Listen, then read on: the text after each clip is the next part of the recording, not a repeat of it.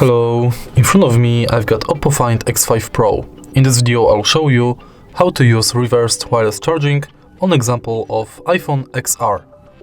In the beginning, let's go to settings and in search bar, search for reversed wireless charging. Enter it and enable this function. Now you can lock the screen, put your phone sideways and put the other phone on the top of it. As you can see, the iPhone is now charging.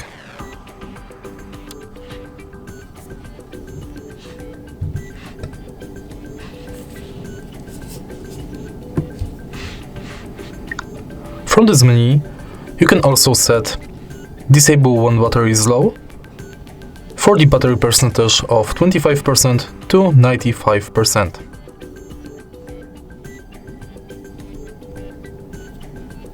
If you find this video helpful, please leave like, comment and subscribe.